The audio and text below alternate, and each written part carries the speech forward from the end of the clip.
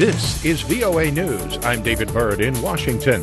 U.S.-backed Syrian Democratic Forces said Saturday that Islamic State was defeated in the final shred of territory of Baghuz in Syria. As AP's Ben Thomas reports.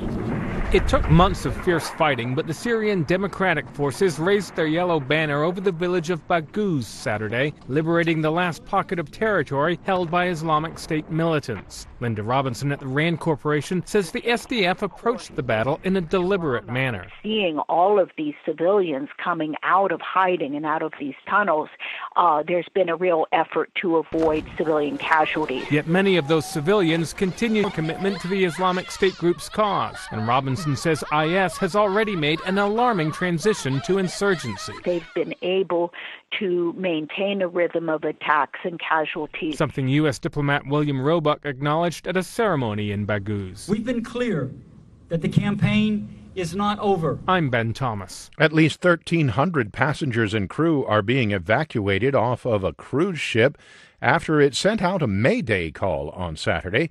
AP's Julie Walker reports. Rescue workers in helicopters had to launch a high-risk evacuation of the Viking Ocean cruise ship's passengers and crew, hoisting them up one by one to the helicopter as heavy winds and high waves tossed the ship from side to side off Norway's western coast.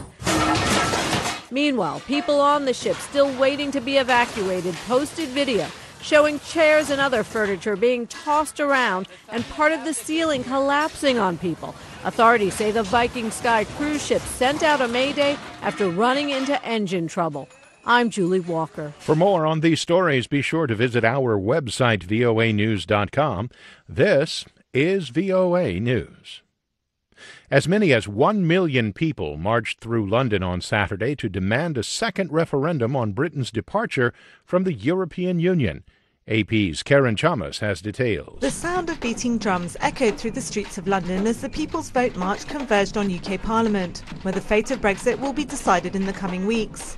The march, which some estimated to be 1 million strong, comes a day after British Prime Minister Theresa May wrote to lawmakers saying she would only bring her EU divorce plan back to Parliament if there seems to be enough backing for it to pass.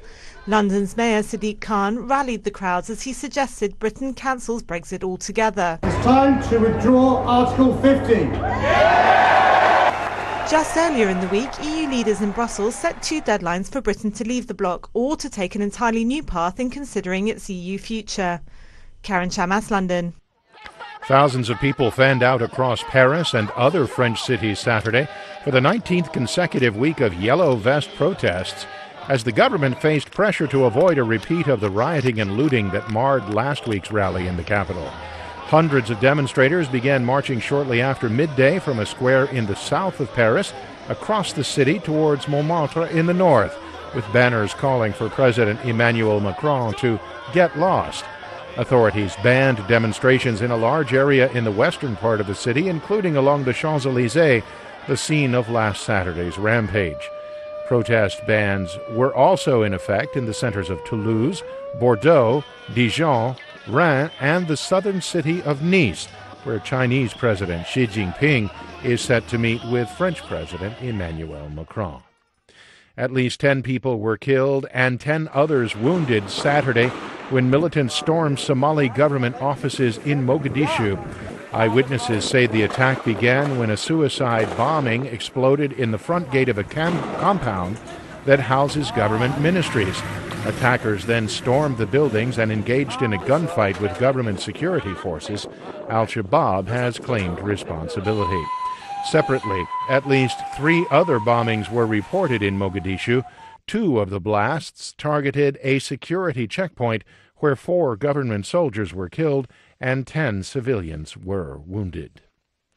And at least 134 Fulani people, including women and children, were killed in a raid by gunmen dressed as traditional Donzo hunters in 2 villages in Mali Saturday. The attacks took place as a UN Security Council mission was visiting Mali to try to find a solution to the violence that has killed hundreds of civilians in the past year. For more, visit our website, voanews.com. I'm David Byrd, VOA News.